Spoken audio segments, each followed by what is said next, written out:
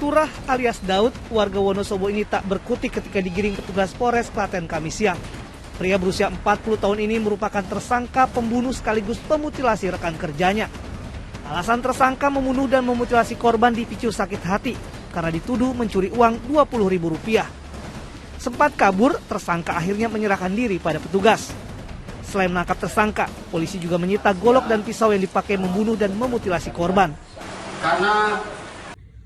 Assalamualaikum warahmatullahi wabarakatuh. Perkenalkan, nama saya Farhan Barus dari NIM Akhir 286 Fakultas Hukum Universitas Muhammadiyah dari kelas E. Hadirnya saya di sini akan mereview sedikit kasus karena adanya tugas UAS akhir dari mata kuliah hukum pidana. Sedikit kasus yang akan saya tinjau yakni kasus mutilasi di Klaten, Jawa Tengah. Tepatnya di Desa Nangsi, Kecamatan Manisringgo, membuat geger warga pada Kamis 22 Juni 2023 kemarin.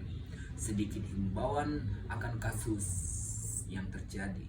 Seorang perempuan berinisial R dengan usia 56 ditemukan tewas dalam keadaan memprihatinkan. Kepala dan badan korban terpisah. Nyawa R direnggut oleh salah satu rekan kerjanya yang bernama Turah alias Daud. Saya singkat saja dengan inisial T. Rekan kerja korban yang berinisial T tersebut, mereka bekerja di sebuah toko beras di Desa Nangsi dan tinggal dalam satu rumah. Kepala Kepolisian Resor Kapolres Klaten AKBP Warsono mengatakan pembunuhan tersebut dipicu oleh dendam.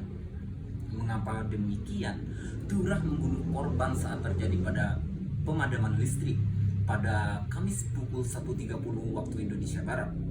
Sebelum melukai leher, korban menggunakan senjata tajam. Pelaku sempat membuat inisial R lemas dengan cara mencekiknya. Setelah membunuh korban, Turah sempat kabur ke Yogyakarta, namun ia lantas menyerahkan diri ke kantor kepolisian sektor Polsek Klaten Kota. Dalam kasus ini, polisi mengamankan barang bukti berupa golok sepanjang 40 cm, pisau dapur sepanjang 20 cm, dan kaos warna biru dan selimut warna biru.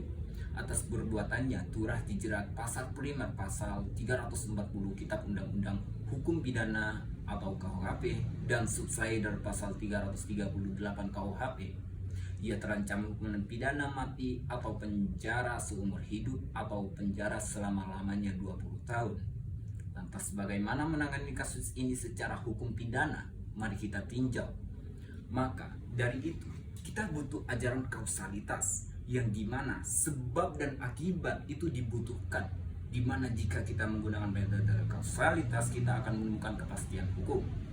Sebelum jauh membahas sedikit tinjauan akan teori tentang penyebab dan akibat dari suatu akibat, merujuk kepada ajaran kausalitas dalam tindak pidana komision yang dimana dalilnya berbunyi tiap syarat adalah sebab dan semua syarat itu nilainya sama. Sebab apabila suatu syarat itu tidak ada maka akibatnya akan lain pula. Lantas bagaimana kita menangani kasus ini dengan secara sebab dan akibat? Kita tinjau kembali kepada kasusnya. Si inisial R pertama melakukan pelecehan atau sebagaimana dalam bahasa kotornya mengolok-olok si inisial T. Akibatnya si inisial T ini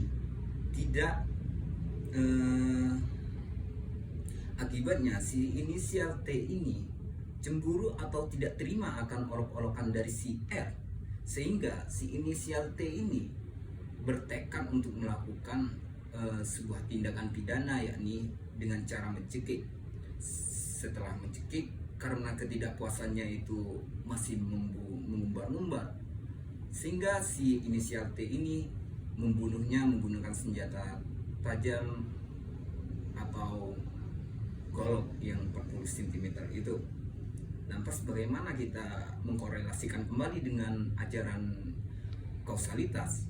Maka sebab dari akibat yang terjadi ini yakni awalnya berawal dari si inisial R. Mengapa demikian? Karena sebelumnya si inisial R ini mengolok-olok si inisial T, sehingga ketidakpuasan hati si inisial T ini menimbulkan kecenderungan untuk melakukan hukum tindak pidana, yang dimana hukum tindak pidana yang dilakukan yakni pembunuhan. Lantas, apakah hukum pidana mampu menjerat si inisial T ini? Tentu saja. Karena kenapa? Dia sudah melampaui batas atau melakukan tindak atau delik pidana yang dilakukannya dengan cara membunuh. Dan pembunuhan itu sudah tertera dalam kitab undang-undang hukum pidana.